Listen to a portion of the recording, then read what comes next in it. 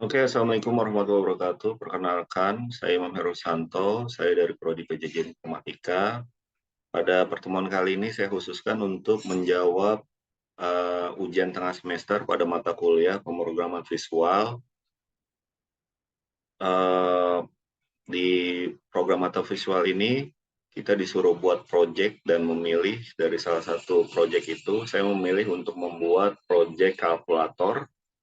Jadi dalam membuat project kalkulator ini, saya menggunakan uh, media yaitu Microsoft Visual Studio.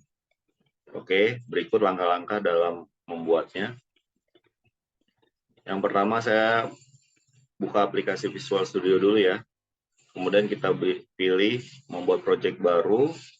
Setelah itu cari Windows Form App. Nah, di sini kita pilih yang NetFramework, klik, terus pilih Next, yang seperti tanda merah itu. Lanjut, kita kasih nama projectnya, pilih lokasi yang ingin disimpan. Biasanya kita pilih di C ya. Kemudian kita pilih create. Terus setelah udah kita buat, ada tampilan seperti ini, pilih view. Kemudian kita pilih toolbox. Setelah toolbox yang pilih, klik 2 kali ya. Kemudian text box, klik 2 kali. Toolbox lagi, buton klik 2 kali. Pilih text box. Terus ada menampilkan tanda hitungan. Nah, untuk textbook yang satu saya membuat tampilan angka 0 dengan font berukuran 20 sebagai tampilan awal perhitungan. Jadi cara mengubahnya bisa dilihat pada gambar 2 ya. Ini kita bisa lihat. Terus untuk desainnya gambar 2 itu saya beri nama text display.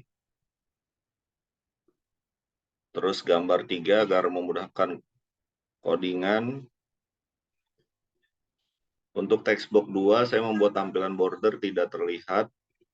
Gambar 1 caranya bisa dilihat pada gambar 4. Untuk desainnya saya memberikan nama text display 2 seperti pada gambar 5.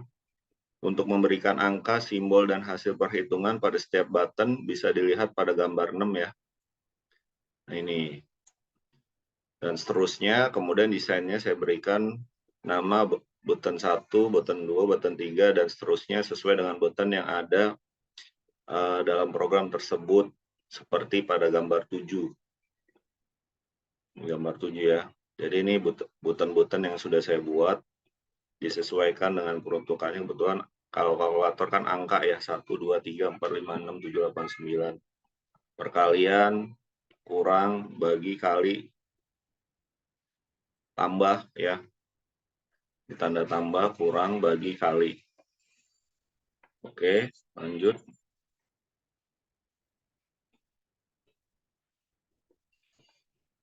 Di bagian 3 nih saya akan membahas untuk codingannya. Saya mulai dengan double klik button 1. Dengan cara double klik button 1 secara otomatis langsung diarahkan ke dalam struktur codingnya seperti pada gambar 9. Ini ya. Nah, di sini untuk memasukkan beberapa fungsi seperti desimal, boolean, if, else, convert string, dan lain-lain, bisa dilihat di gambar 10 ya, untuk menjalankan program kalkulator ini. Jadi, ada beberapa istilah, fungsi-fungsi.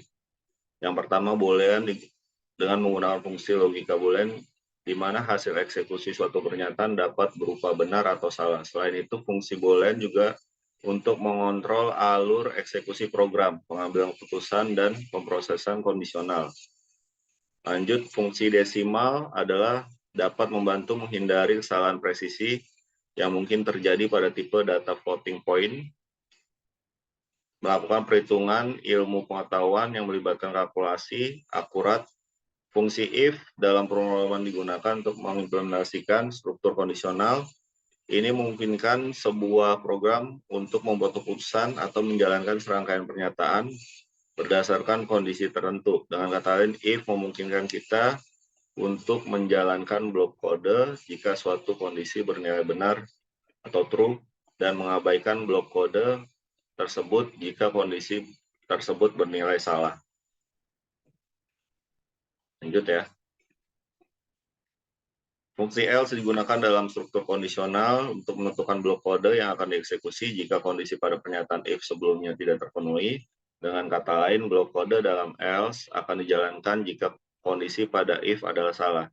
Switch adalah konstruksi dalam beberapa bahasa pemrograman yang memungkinkan pemilihan tindakan berdasarkan nilai ekspresi. Dalam contoh penggunaan, setiap case mewakili nilai yang mungkin dari ekspresi tersebut. Ketika nilai suatu case dieksekusi, keyword break digunakan untuk keluar dari blok switch. Jika tidak ada case yang cocok, blok default jika ada akan dieksekusi. Switch sering digunakan untuk menggantikan serangkaian pernyataan if-else. Nah, ini fungsi-fungsi yang digunakan ya. Jadi biasanya kita gunakan yang string, boolean, terus desimal, terus kita gunakan juga if-else ya. Nah, ini contoh kalkulatornya yang sudah dibuat. Mungkin saya tampilkan sini.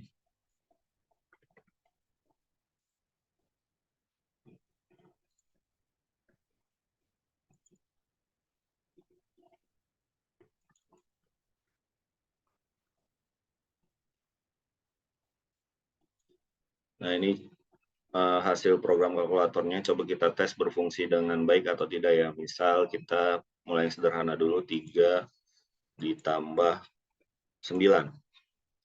Berapa hasilnya? 12. Sesuai ya. Atau 9 dibagi 3. Ini tambah lagi. 9 dibagi 3. Hasilnya 3. Oke. Sudah oke ya program kalkulator kita. Saya pikir untuk presentasi kali ini cukup. Kurang lebihnya mohon maaf, saya akhiri. Wassalamualaikum warahmatullahi wabarakatuh.